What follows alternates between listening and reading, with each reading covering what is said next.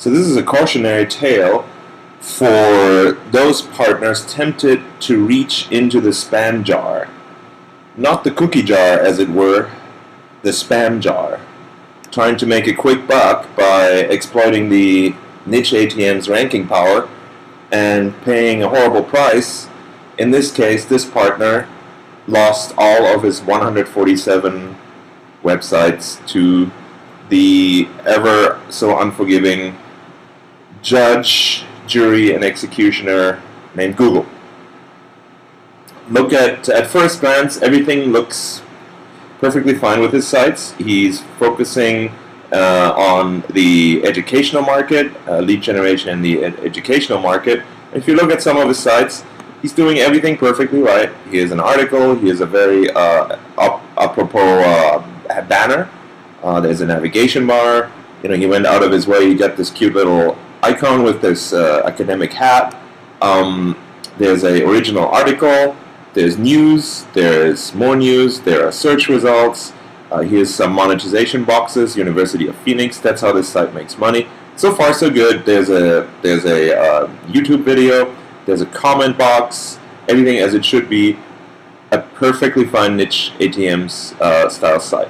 And if you dig further, same thing, schooling online, sort of the same banner. It's probably not recommended to use the exact same template too many times, but it's within tolerable limits so long as every article is unique.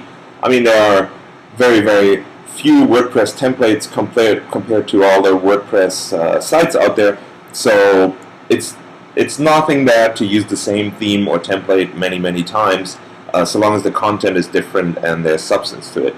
So Google Reviewer would not object this. Now here's though what happened. This partner got greedy. He was not satisfied with the click-through rate he was getting from making these educational sites that have an article and then it's surrounded by banners. Instead, he went the following route. His sites changed quite a bit. If you check out this site, it's in the mortgage business. It looks like this. So where is the article? Where's the value? Where is the navigation bar? Where is the complete informational feel to the website that all niche ATM sites are supposed to have? Where is the complete client-centric, user-centric, the focus on what a Google user would want? Because if Google users want it, then Google will want it in the index. Instead, we're looking at a page that is purely a CPA offer. It's just a CPA offer grabbed from a CPA network, and what's worse, as soon as I try to leave the page, this flash appears and an exit pop-up is being served. Google hates exit pop-ups. This is about the worst thing you can add to your niche ATM site, an exit pop-up. Now, this looks so foreign. Do we even know that this is a niche ATM's website? Well, let's take a closer look at the source. View, page source, and let's look at the code.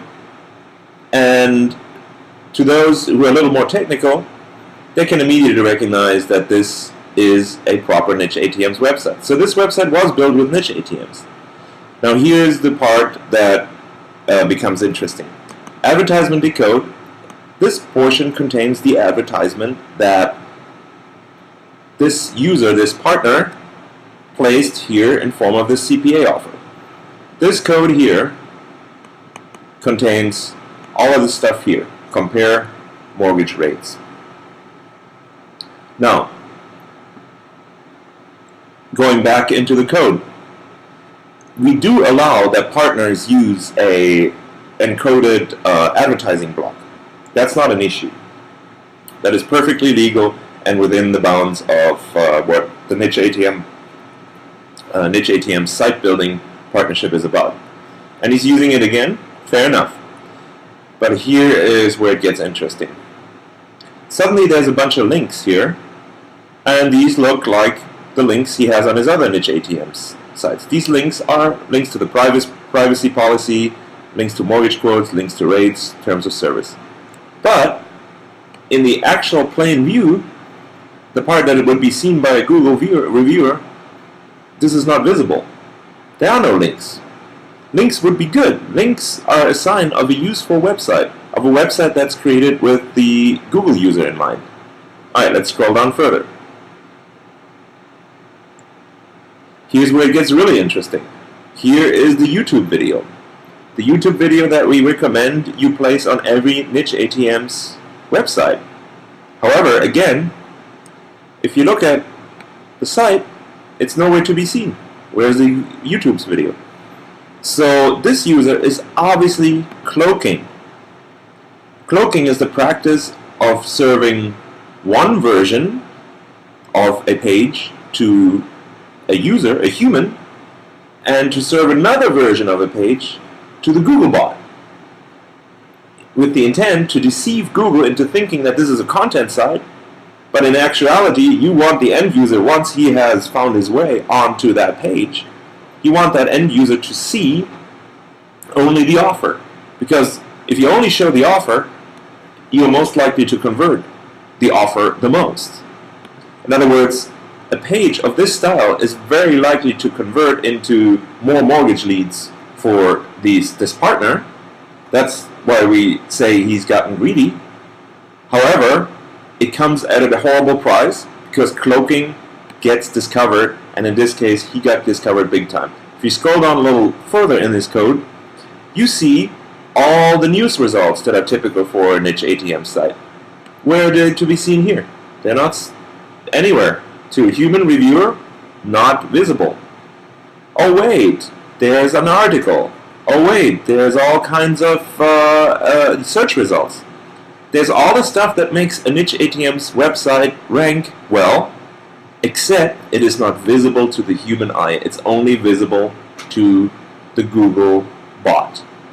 And this is exactly what the human review process is about, and this is exactly what the human review process is designed to eliminate and to identify.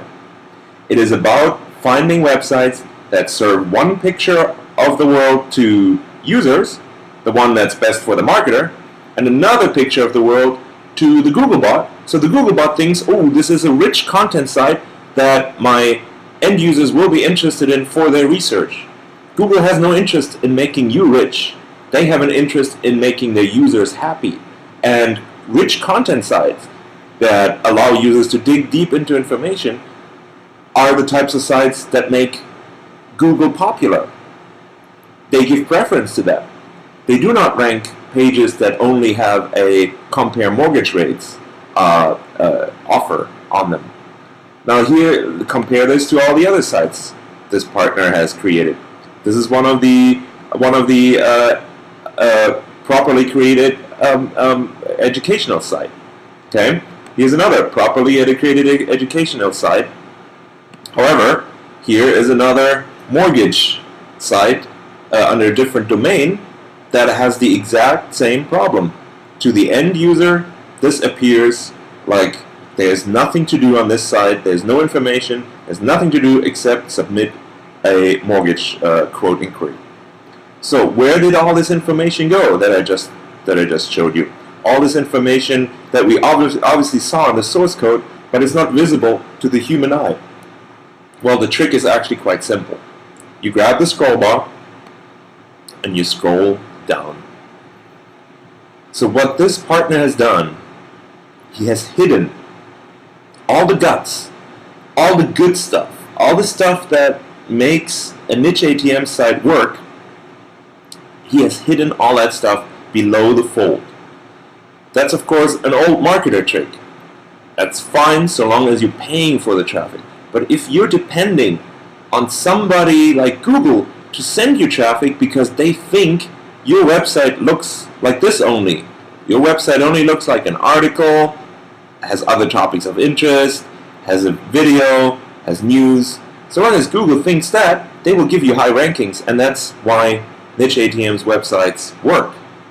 However, he has gotten a review, he had a human reviewer review his site, and what's worse, all these spammy sites that he created on all these domain names, he has actually gone ahead and stupidly put on the same server.